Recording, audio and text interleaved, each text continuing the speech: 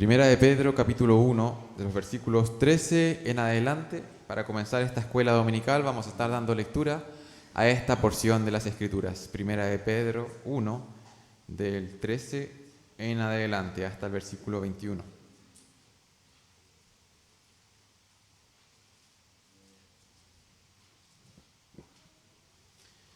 La palabra del Señor dice: Por tanto, ceñid los lomos de vuestro entendimiento, sed sobrios y esperad por completo en la gracia que se os traerá cuando Jesucristo sea manifestado. Como hijos obedientes, no os conforméis a los deseos que antes teníais, estando en vuestra ignorancia, sino como aquel que os llamó es santo, sed también vosotros santos en toda vuestra manera de vivir. Y porque está escrito: sed santos porque yo soy santo. Y si invocáis por Padre a aquel que sin acepción de personas juzga según la obra de cada uno, conducíos en temor todo el tiempo de vuestra peregrinación, sabiendo que fuisteis rescatados de vuestra vana manera de vivir, la cual recibisteis de vuestros padres, no con cosas corruptibles como oro o plata, sino con la sangre preciosa de Cristo, como de un cordero sin mancha y sin contaminación, ya destinados desde antes de la fundación del mundo, pero manifestado en los postreros tiempos por amor de vosotros, y mediante el cual creéis en Dios, quien le resucitó de los muertos y le ha dado gloria, para que vuestra fe y esperanza sean en Dios. Vamos a estar orando por este tiempo que vamos a pasar juntos estudiando la palabra de Dios. Nosotros invocamos a Dios como Padre, que en este tiempo el Señor nos sea ayudando a poder entender qué es ser un hijo de Dios, ¿cierto? Cómo un hijo de Dios puede demostrar amor hacia este Padre. Vamos a estar orando por esta escuela dominical. Padre bendito, Padre amado, te damos gracias, Señor, porque tú eres misericordioso para con nuestras vidas. Agradecemos, Señor, porque una vez más podemos reunirnos en este lugar para poder exaltar, honrar tu nombre, Padre. Encomendamos este tiempo en tus manos, sé con los maestros, Señor, para que ellos puedan, Señor, dictar sus clases, Señor, con claridad, siendo fiel a tu palabra, Señor. Rogamos también por cada uno de los alumnos, Señor bendito, que podamos estar, Señor, con corazones en una disposición correcta delante de ti, delante de lo que tú estás hablando, y que esto no solamente sea mero conocimiento, algo intelectual, sino que pueda, Señor, afectar, Señor, nuestras vidas. Te pedimos esto en el nombre de tu Hijo amado, Jesucristo, nuestro Salvador. Amén. Quiero invitar a las maestras que puedan estar pasando a las salas junto con sus alumnos.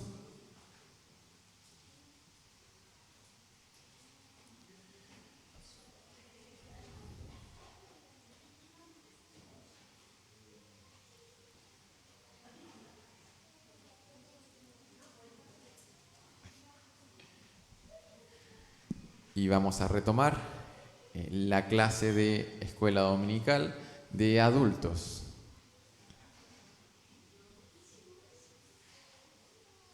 Si Jairo me puede ayudar ahí con la presentación. Hemos estado estudiando a la persona de Jesús, al Hijo de Dios. Hemos hablado acerca de su preexistencia, hemos hablado acerca de su naturaleza, hemos hablado acerca de su encarnación. Llevamos 2 semanas hablando acerca de la kenosis y la unión hipostática. No sé si se recuerdan lo que estuvimos hablando en las últimas clases. Y hoy vamos a empezar a hablar acerca del ministerio del Hijo de Dios. Y específicamente en esta clase vamos a hablar acerca del bautismo de Jesús. Del bautismo de Jesús.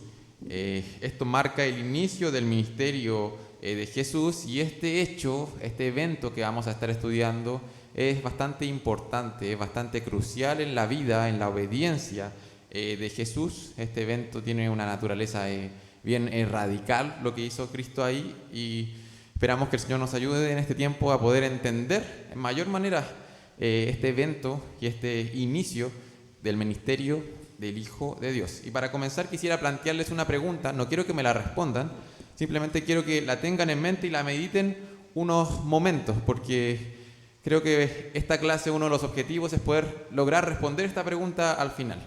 Y la pregunta es la siguiente. Nuevamente, quiero que la mediten ahí en sus puestos, y es: ¿por qué Dios no envió a Jesús el Viernes Santo para ir directamente a la cruz? el Hijo de Dios se encarnó, ¿cierto? Y nació, y leíamos la semana pasada textos que hablaban acerca de su crecimiento, y luego hubo varios años donde tuvo un ministerio terrenal, hasta que llegó a la cruz.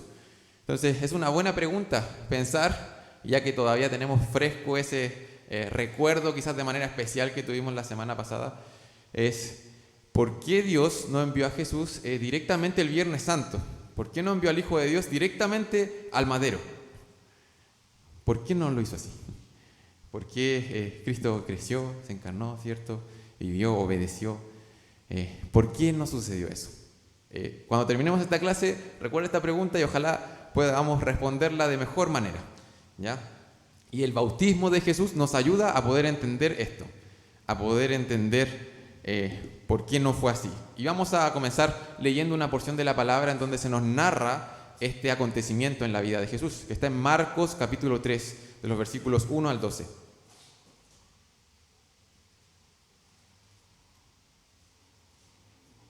A ver si alguien se anima y me puede ayudar leyendo estos 12 versículos en Marcos capítulo 3. Otra vez entró Jesús en una sinagoga y había allí un hombre que tenía una mano seca.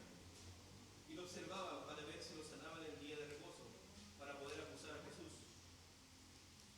¿Le doy la versión 1960?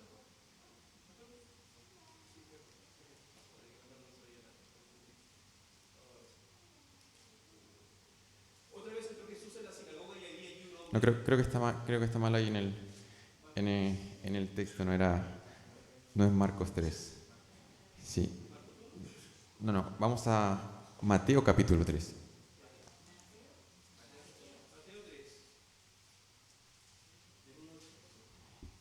Mateo capítulo 3, de los versículos 13 al versículo 17.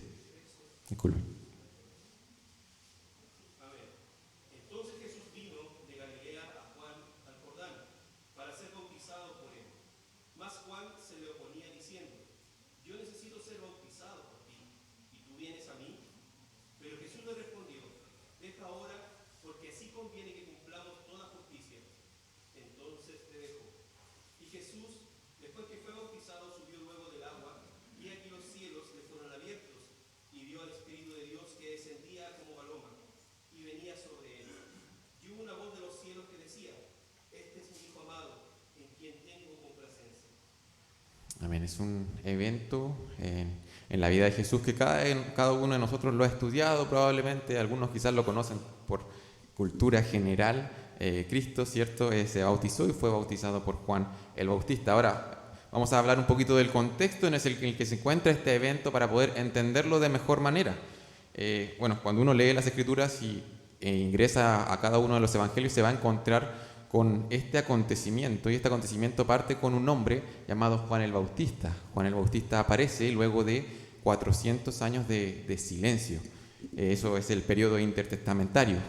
Entre el Antiguo y el Nuevo Testamento no hubo profecía y Juan aparece como una voz en el desierto. Es hermosa esa expresión que vamos a verla más adelante, una voz profética que venía del desierto luego de 400 años de silencio, 400 años en que Dios no había revelado profecía por medio de hombres. Entonces Juan sale del desierto, aparece. El desierto en el Antiguo Testamento y para el pensamiento judío era un lugar que normalmente se asociaba a los profetas, en donde los profetas se comunicaban con Dios, Dios se comunicaba con los profetas. Y de hecho Juan aparece con cierta vestidura, ¿cierto? Y cierta manera de vivir que también era muy asociado a los profetas. Entonces cuando vieron a este hombre, los judíos asociaron a la figura de Juan el Bautista a un profeta. Y este hombre fue un profeta quizás algo que no esperaba el pueblo judío, porque vino a hacer algo bastante llamativo. Él vino a bautizar. Bueno, él llamó al arrepentimiento, ¿verdad?, a la nación, arrepentidos, ¿cierto? Él dijo que el reino de los cielos estaba acá, tenían que arrepentirse, pero una de las cosas más radicales que hizo Juan el Bautista fue eso que estábamos leyendo, bautizar, llamar al pueblo a bautizarse.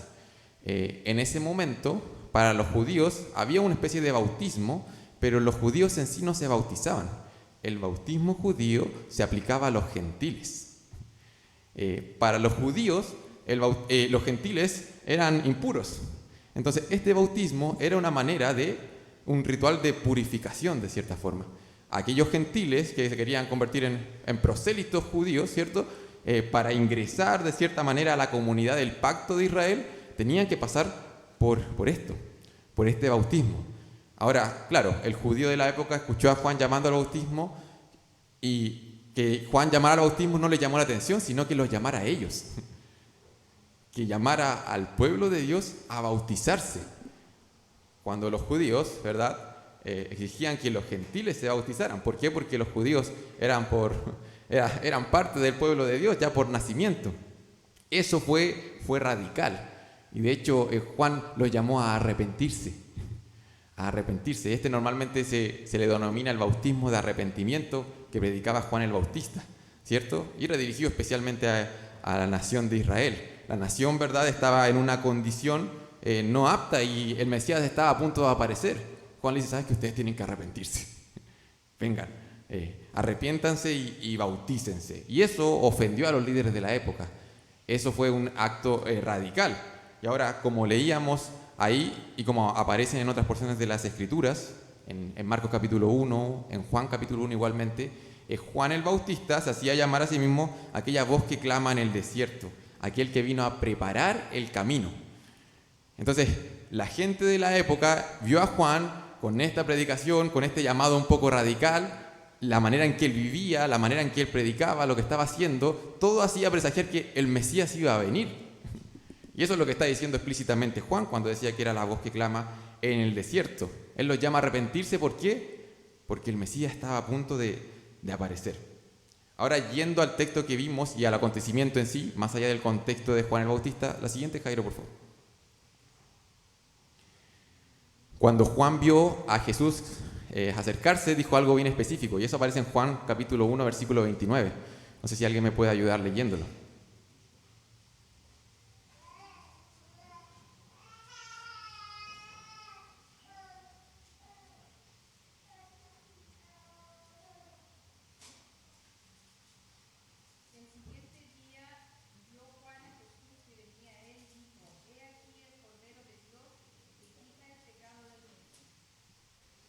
Así es. Después la palabra sigue diciendo, este es aquel de quien yo dije, después de mí vino un varón, el cual es antes de mí, porque era primero que yo.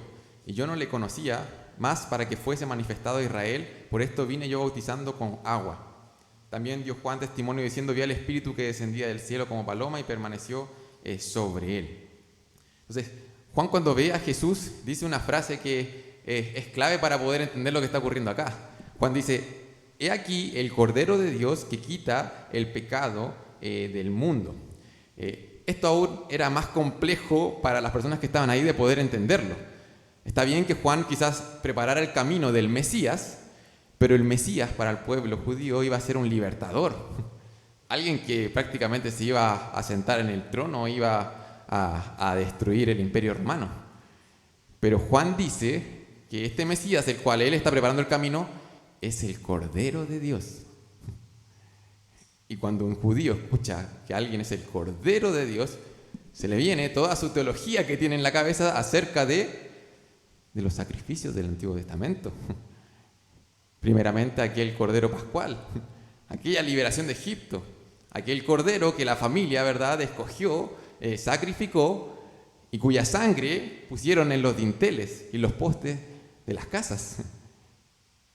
Ese es el Cordero de Dios. Juan está diciendo, ¿sabes qué? Este hombre es el Cordero de Dios, es un Cordero sacrificial. Estaba apuntando a la Pascua. Está diciendo simbólicamente que de alguna manera, que en este momento quizás no se entendía completamente, se iba a sacrificar. La palabra dice que en el bautismo de Jesús se reconoció que era el Cordero de Dios, y esto va a ser importante para poder entender bien este acontecimiento. También dice que en este acontecimiento Cristo fue ungido para iniciar su ministerio. Quiero que vayamos a Isaías capítulo 61. Como mencioné en un comienzo, normalmente se le considera el bautismo de Jesús el inicio de su ministerio.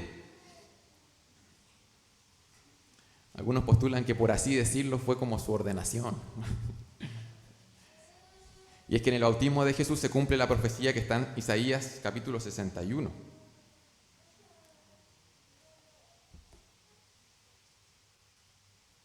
Dice la palabra, el Espíritu de Jehová, el Señor está sobre mí, porque me ungió Jehová, me ha enviado a predicar buenas nuevas a los abatidos, a vendar a los quebrantados de corazón, a publicar libertad a los cautivos y a los presos, apertura de la cárcel, a proclamar el año de la buena voluntad de Jehová y el día de venganza del Dios nuestro, a consolar a todos los enlutados, a ordenar a que los afligidos de Sión se les dé gloria en lugar de ceniza, óleo de gozo en lugar de luto, manto de alegría en lugar del espíritu angustiado, y serán llamados árboles de justicia, plantío de Jehová para gloria suya. En el bautismo de Jesús y con la aparición del Espíritu Santo, ¿cierto? Se da inicio al ministerio de manera formal de Cristo, y Cristo es ungido por el Espíritu Santo para cumplir la misión del Mesías. Es otra manera de señalar de que este hombre que está siendo bautizado ahí no es cualquier hombre, sino que es el Mesías prometido. Y Isaías lo anunció y se cumple aquí con el bautismo de Jesús. Y de hecho más adelante Jesús, cuando está en la sinagoga, cita ese texto, lo lee y dice, ¿sabes qué? Hoy se ha cumplido esto. Eso aparece en Lucas capítulo 4, versículo 16 al 19. Le dice, hoy se ha cumplido esta escritura delante de vosotros. El Mesías está acá. Inició su ministerio, ¿cierto? Eso es lo que ocurre en el bautismo de Jesús. Ahora hay algo que llama la atención, y es que Juan el Bautista intenta evitar el bautismo de Jesús. Hay algo que quizás él no entendía, y está en Mateo capítulo 3, versículo 14, que lo leímos.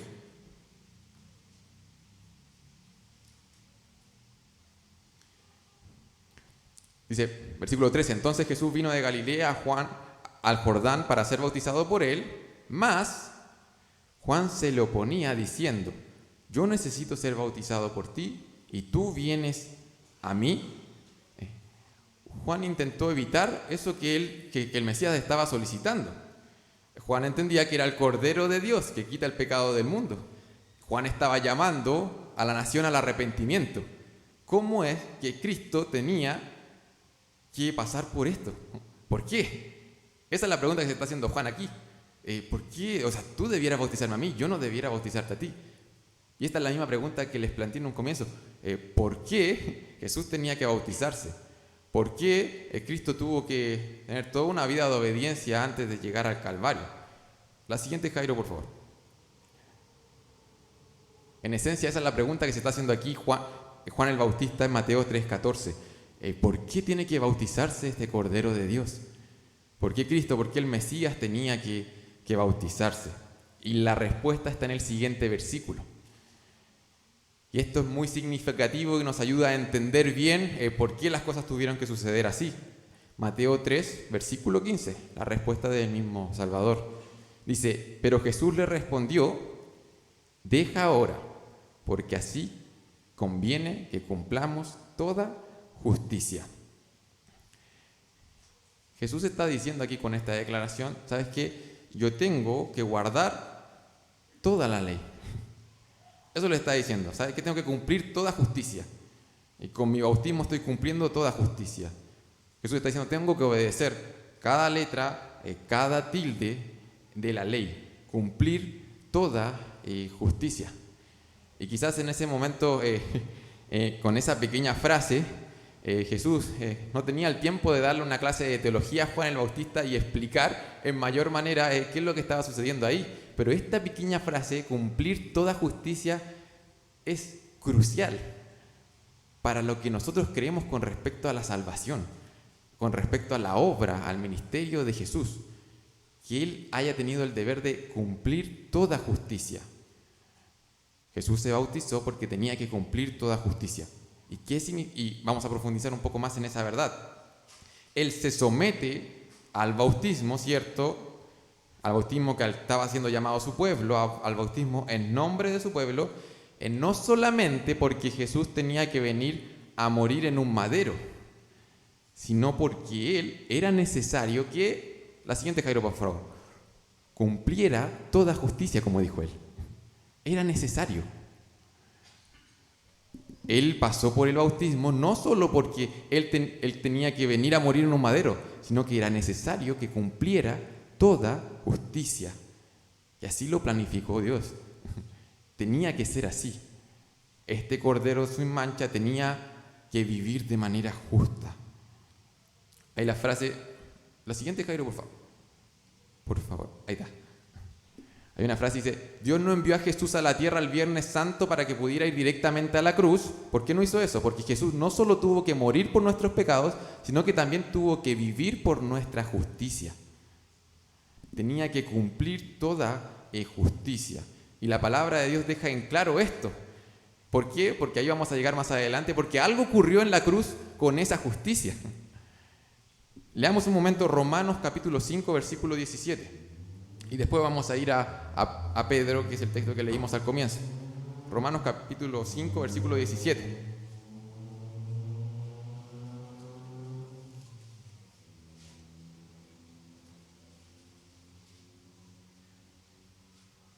Si alguien me ayuda leyendo, Romanos 5, 17.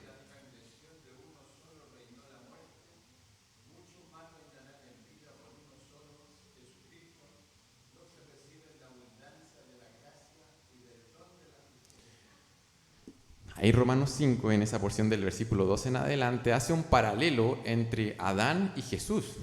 Y dice que en el comienzo Adán vino a representar a toda la humanidad. Y como Adán cae, caímos todos. Ahora este postrer Adán, que es Jesús, viene una vez más a representar a aquellos que pongan su fe en él. Y en el versículo 17 dice, bueno, por la transgresión de aquel Adán vino a reinar la muerte. Bueno, mucho más por la representación de este Salvador va a reinar la vida. Y dice que en él recibimos la abundancia de la gracia y ¿de qué cosa? Y del don de la justicia. Era necesario que este Mesías cumpliera toda justicia, porque esa justicia se estaba comprando para nosotros. Íbamos a ser justificados en este Salvador. Leamos primera de Pedro 1, versículos 18 y 19.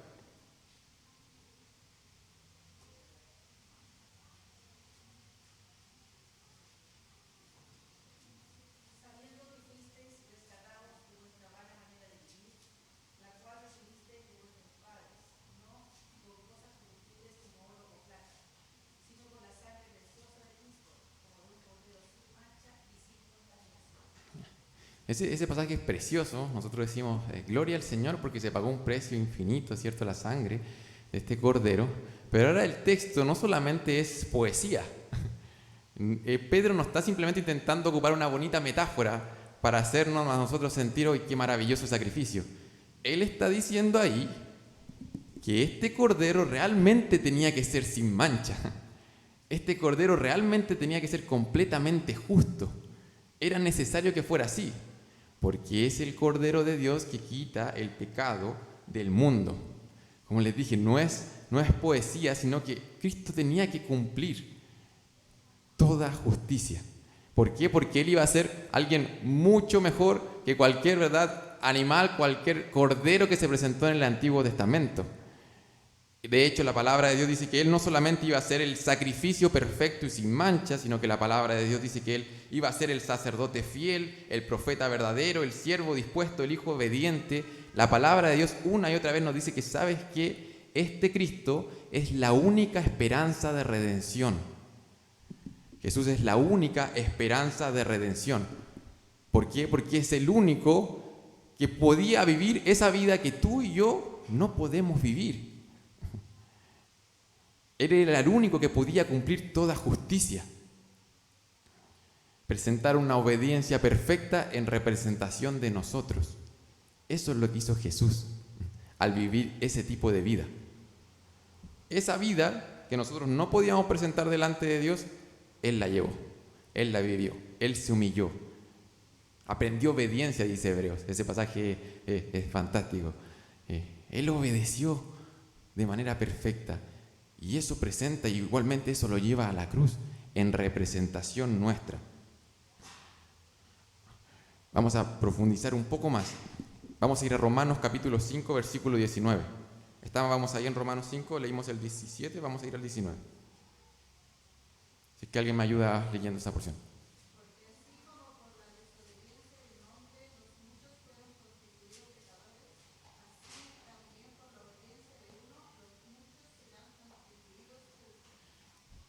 Ahí nuevamente está este concepto, ¿cierto? de representación, de que Él está ahí, ¿verdad? Haciendo algo y que va a ocurrir algo en consecuencia de esa obra que está llevando a cabo. Y al hablar normalmente de esta obediencia de Cristo en su vida y lo que sucedió en el madero, a menudo algunos teólogos, para poder comprenderlo mejor, nosotros no lo vemos en el texto de esta forma, pero para poder comprenderlo mejor, se habla acerca de la obediencia de Cristo en un sentido pasivo y activo.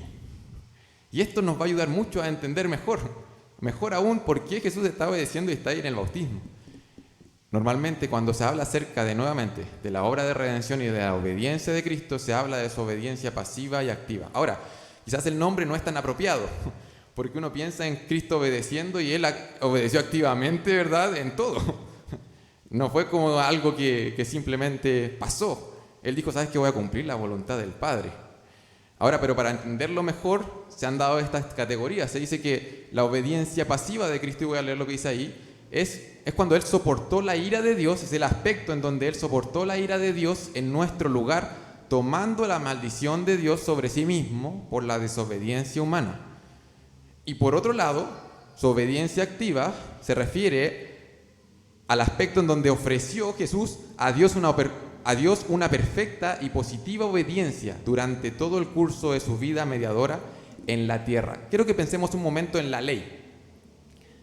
Y hemos estado estudiando Deuteronomio, ¿cierto? Y la tenemos un poco fresca quizás algunos aspectos de la ley. Pensemos en la ley, y la ley tenía sanciones penales. No sé si se recuerdan, hay consecuencias negativas por romper la ley.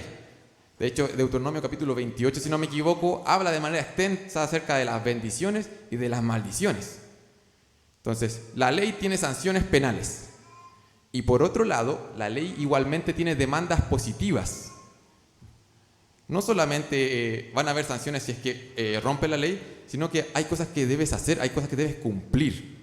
Hay sanciones penales y demandas positivas, un aspecto positivo, un aspecto negativo de la ley de Dios. Ahora, ¿qué hace Cristo? Cumple con todo eso. Él es hecho maldición por nosotros. ¿Por qué? Porque en ese madero Él está tomando la maldición, todas las sanciones penales de la ley. Su obediencia pasiva. Eso sucedió en la cruz. Esa maldición que tenía que caer sobre la humanidad, sobre tú y yo. Eso está llevando Cristo en la cruz. Y no solamente eso, sino que Él cumplió con todas las demandas de la ley de manera positiva con su obediencia perfecta. A eso normalmente se le llama la obediencia activa, y de hecho Cristo era merecedor de todas las bendiciones de parte de Dios, de ninguna maldición, sino que de todas las bendiciones. Eso está haciendo Cristo en la cruz. Ahora, solamente para saber si es que se entendió bien estos dos conceptos, y quizás sea lo más como diferente que hayamos escuchado en esta clase. La anterior, Jairo. Cuando hablamos del bautismo de Jesús, si lo tuviéramos que catalogar quizás en alguno de estos aspectos de la obediencia de Cristo, ¿en cuáles de estos dos aspectos quizás lo pondríamos? El bautismo de Jesús. La obediencia activa de la persona de Cristo. Como les dije, estas son divisiones simplemente para que podamos entender mejor la obra de redención en la cruz, pero sí podríamos decir que Cristo lo que está haciendo ahí es cumpliendo lo que se estaba demandando en ese momento. Y en ese momento se estaba demandando que el pueblo de Dios se bautizara. Que se bautizara, y Cristo estaba cumpliendo con eso de manera activa. Ahora sí, la siguiente, Jairo. Este es otro texto clave que también se utiliza para poder entender estos conceptos. Segunda de Corintios 5, capítulo 21. Dice, al que no conoció pecado, por nosotros le hizo pecado, para que nosotros fuésemos hechos justicia de Dios en él. Eso sucedió en la redención. Eso sucedió en la cruz.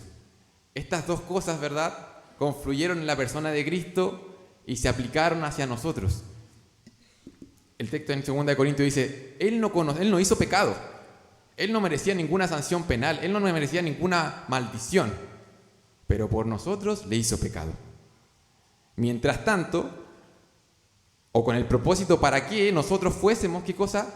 hecho justicia de Dios en Él, para que nosotros no recibiéramos la maldición de parte de la ley, sino que fuéramos benditos en Cristo Jesús, para que su vida justa se nos aplicara a nosotros, para que hoy Dios, cuando nos mira a nosotros, no mira directamente nuestra vida, sino es que nuestra relación para con Dios es una relación de justificación. La justicia de Dios se nos ha aplicado a nosotros. ¿Por qué? Porque Él presentó una vida impecable, santa, delante de Dios. Entonces, al entender esta obediencia en la vida de Jesús y asociándolo con este texto, podemos ver que nuestro pecado le fue imputado, y esa es la palabra que normalmente se ocupa, nuestro pecado se le fue imputado a Él en la cruz, mientras que su justicia, eso que tú no podías presentar delante de Dios, porque nuestras obras son como trapos de inmundicia delante de Dios, su justicia nos es imputada a nosotros. La vida perfecta de este Salvador se nos imputa a nosotros. Eso es la redención. Normalmente se ocupa de una ilustración, probablemente algunos ya la han escuchado, de nosotros vestidos con ropajes inmundos. Imagínense un momento si es que nuestras intenciones de nuestro corazón, nuestras motivaciones, nuestras obras fueran reflejadas a través de nuestra manera de vestir, serían trapos de inmundicia, serían una ropa completamente inmunda, sucia. Eso, así nos veríamos si es que nuestra condición sin Cristo viera reflejada a través de nuestra ropa. Y para entender este concepto, esta ilustración dice que, claro, lo que hizo Jesús en la cruz es quitarnos esa ropa inmunda y ponérsela a Él. Por nosotros le hizo pecado. Él no pecó, pero ¿sabes qué? Se le imputó ese ropaje sucio que era nuestro. Él se vistió de eso. Y mientras tanto, Él no nos dejó desnudos. Él no nos dejó sin ropaje. Él se pone nuestro ropaje, nuestras ropas inmundas, y Él, ¿qué hace? Esta justicia perfecta nos viste con ella. Eso es lo que hace Cristo. Nos viste con su obediencia perfecta. ¿Para qué? Para que seamos justificados. Para que estemos en una relación correcta para con Dios. Y esto que he estado hablando, normalmente a esto se le llama una doble imputación. Y este es el último concepto que quiero traer. Y ustedes ya lo entendieron. Simplemente le estoy poniendo un nombre. Eso es lo que ocurre. Y eso es lo que cantamos, de hecho, cuando hablamos de este glorioso intercambio que ocurrió en la cruz. Esta doble imputación, ese es lo que sucedió nuevamente. Y lo voy a repetir una vez más, sin ganas de ser redundante, pero para que quede claro, porque esto está en el corazón de lo que creemos. Este es el corazón del Evangelio. Mi pecado siendo imputado en Jesús. Él representándome. Él llevando esa maldición, esa vergüenza, esa culpa, ese castigo por mi pecado. Mi pecado es imputado a Jesús y la perfecta justicia de Jesús se me imputa a mí. La vida del creyente no consiste en esforzarse por lograr tener una justicia perfecta para poder presentarla a Dios. La vida del creyente no consiste en cumplir un conjunto de reglas para por fin estar en una relación correcta con Dios. La vida del creyente consiste en creer en el Evangelio, en creer en esto, en que, ¿sabes qué? Yo con mi propia ropa no me puedo presentar delante de Dios. Necesito un Salvador, necesito un representante mucho mejor, y ese es Cristo Jesús. Y hoy nosotros sí nos esforzamos por vivir de manera justa, de buena manera en este mundo, como resultado de eso. Como resultado de lo que el Salvador ya hizo. Es esto lo que nos mueve a nosotros a querer honrar a Dios, a alabarle, a vivir justamente, como resultado de lo que Jesús ya hizo. En esta clase hemos visto al menos 3 conceptos o 3 temas importantes. Hemos visto esta frase clave que está en el bautismo de Jesús, que es cumplir toda justicia. El bautismo de Jesús tiene un significado amplio, tiene diversos propósitos. El bautismo de Jesús muchas veces se ha dicho que viene de cierta manera a prepararnos a nosotros y a ejemplificar el bautismo que ahora es para los creyentes, ¿cierto? Vino a ser ejemplo de eso, si bien no era en los mismos términos, pero vino a ser un ejemplo de lo que hacemos hoy nosotros al bautizarnos, el bautismo de Jesús también de cierta manera fue una representación de lo que iba a venir en su vida, su muerte y su resurrección, ¿cierto? Pero en esencia y en palabras de Jesús, lo que estaba haciendo en su bautismo principalmente, además de todas esas cosas, era cumplir toda justicia. Él dijo eso: yo tengo que bautizarme porque debo cumplir toda justicia. Hemos también hablado acerca de la obediencia pasiva y la obediencia activa de Jesús. Entender que eso es lo que hizo Jesús con su vida, en su ministerio, en su obediencia perfecta, y eso estaba presentando en la cruz. Y como resultado hoy nosotros creyendo, arrepintiéndonos de nuestros pecados y creyendo en el Evangelio, en que Cristo es nuestro representante delante de Dios, ¿sabes qué? Se nos imputa su justicia. Se nos toma su justicia como a nuestra cuenta. Y podemos vivir tranquilos de que ya no vamos a tener que lidiar eternamente con la vergüenza, con la culpa, con el castigo eterno, porque hoy tenemos vida eterna, ya que Él ya pagó en la cruz. Esa es la doble imputación. Y ese es el glorioso intercambio. Eso es lo que cantamos, hermanos. Este es el Evangelio de nuestro Salvador, Jesucristo. Y me voy a salir un poco de libreto, pero me gustaría que nos pusiéramos de pie y que cantáramos esta canción. Quizás con una guitarra nomás, y que cantáramos estas verdades que están en la palabra de Dios, y que con la ayuda del Señor podríamos entenderla de mejor manera y cantar con un mayor entendimiento. Cuán glorioso intercambio se llevó a cabo en la cruz. Creemos que la teología no tiene sentido si es que nuestras vidas no responden en adoración a Dios. Vamos a responder directamente ahora alabando a través de este cántico a nuestro Salvador.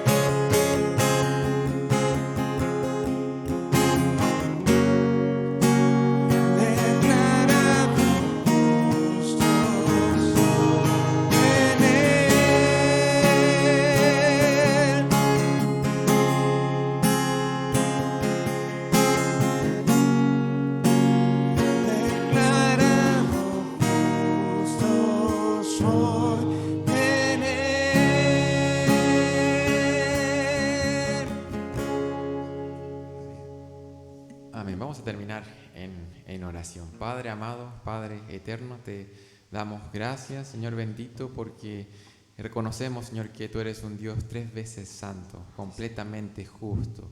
Y, Señor amado, también te damos gracias porque en tu palabra podemos conocernos a nosotros mismos y podemos reconocer delante de ti, Señor bendito, de que nuestros esfuerzos, nuestras obras, Señor, no son suficientes. Padre, agradecemos por esta perfecta justicia de nuestro Salvador. Agradecemos por este glorioso intercambio, agradecemos porque Él nos sustituyó. Señor bendito, ayúdanos, Señor, a seguir creyendo en esta verdad, a confiar en esto, a deleitarnos, a seguir asombrándonos, Señor, con esta historia, esta buena noticia que hemos escuchado, Señor, tantas veces, Señor, pero que sigue impactando nuestras vidas. Amén. Padre, ayúdanos, Señor, a vivir en agradecimiento a ti, Señor, obedeciéndote. Padre, ayúdanos, Señor, a que nuestras vidas puedan honrar y adorar tu nombre como resultado de lo que Cristo ya presentó, Señor bendito. Hoy día podemos vivir confiados, sabiendo, Señor, que aquí el perfecto representante ha comprado nuestra justificación. Hoy podemos llamarte Padre y como hijos que te aman podemos vivir para poder agradarte a ti, para poder, Señor, amarte a ti. Te damos gracias por estas verdades, porque Cristo cumplió toda justicia. Señor bendito, también en este tiempo agradecemos por esta escuela dominical, por esta clase, y agradecemos también por los alimentos que nos vamos a servir, porque como un Padre amoroso, tú suples nuestras necesidades, Señor, y sigues poniendo día tras día el pan en nuestra mesa. Agradecemos por esto en el nombre de tu Hijo amado Jesucristo, nuestro fiel representante, aquel Cordero sin mancha, en el nombre de Él. Amén. Que el Señor los bendiga, hermanos. Vamos a tener un